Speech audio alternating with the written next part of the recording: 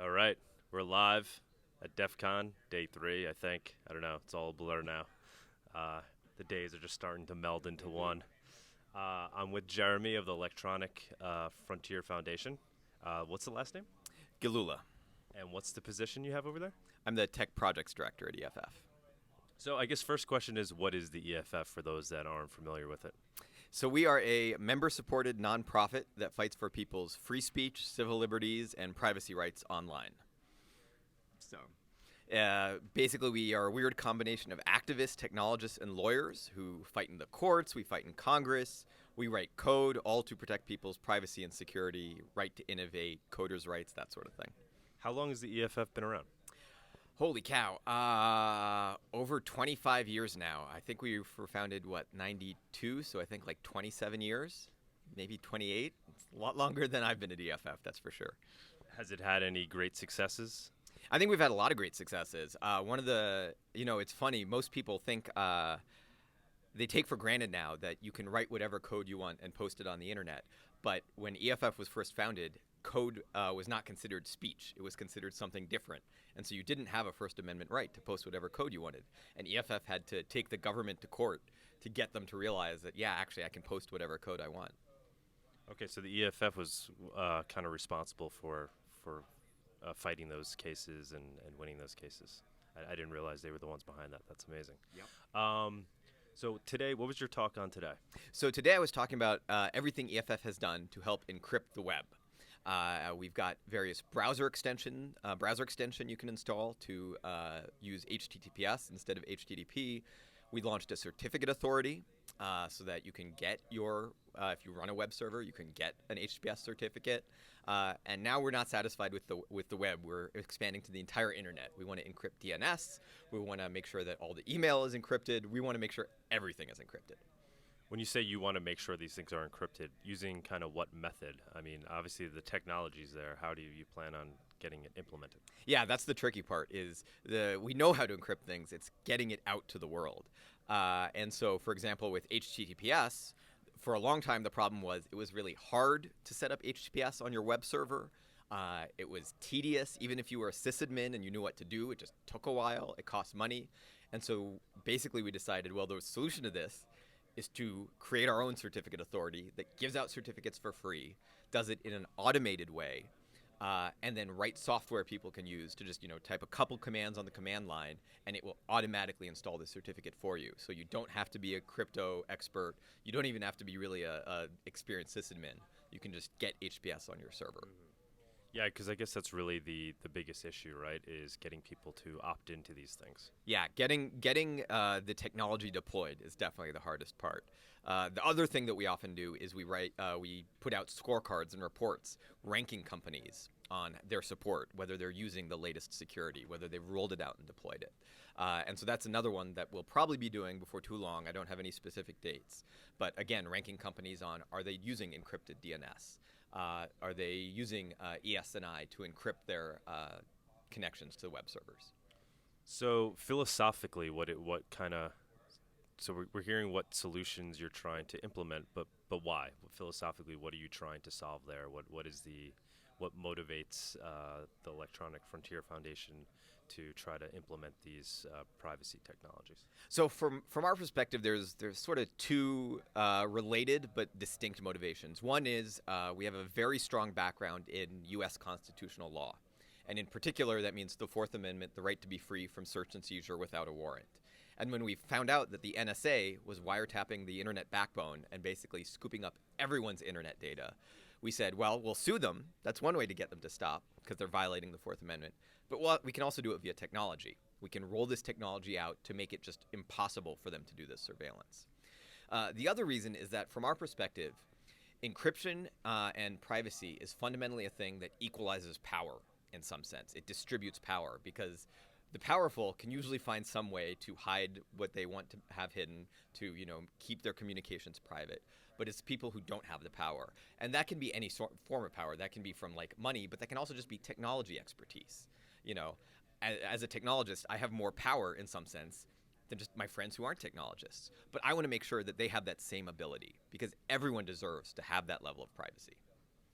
So, what's your, a lot of these things you're saying also align with the philosophies behind Yep. cryptocurrency, and in particular Monero. The community strongly believes in people being able to transact peer to peer on the internet without censorship. Yep. Does the EFF believe in Monero or support Monero? So we as EFF, we try not to pick any particular winners and losers in the cryptocurrency space, but we definitely do support cryptocurrency in general for exactly the same reasons you mentioned. We strongly believe in distributed systems, systems where there is no single point of failure or single point of censorship. And we have fought hard we've definitely done a lot of lobbying when we've heard really bad laws proposed that would regulate cryptocurrency in terrible ways. So while we don't support any one particular cryptocurrency, we definitely support the concept in general. One of the things we talk about on the show often is, Bitcoin versus Monero, and the big argument against Bitcoin being that obviously it's not private. It has a transparent ledger for the entire world to see. Every transaction you ever make gets stored there for eternity, Yep. essentially. So they're always traceable and trackable. Um, and the larger idea being, well, as Bitcoin was kind of sold initially from this with these cypherpunk philosophies of mind, that as we transition into the digital world, we'll need something like Bitcoin so that we would have peer-to-peer cash where we can't be mass surveilled and censored. But the opposite seems to be true. So everybody's kind of opting into this cypherpunk grand solution when the result may end up being dystopian, as everybody kind of ports over to this transparent blockchain for the whole world to scan and see.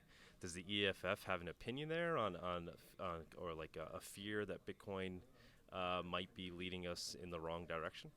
I mean, certainly, I think from my perspective, I'd be worried if Bitcoin were the only solution out there. I think also, there's something to be said for diversity of cryptocurrencies as well, because each has their different strengths and weaknesses. But certainly, from my perspective, yes, the privacy issues associated. I mean, it's unfortunate that Bitcoin doesn't have better privacy protections built in.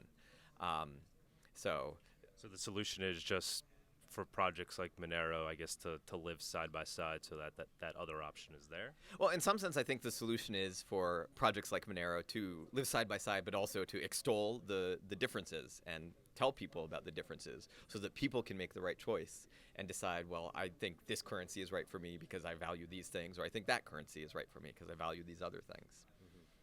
How about regulation, things like that? You kind of touched on a little bit with talking about, these constitutional rights, and I guess these cases, the case law that's basically said that code is essentially free speech. Do you think cryptocurrency is free speech? Uh, it's a little tricky. So I will say I'm not a lawyer at EFF. I'm definitely one of our technologists. Even in the realm of speech, there are areas that the government can regulate.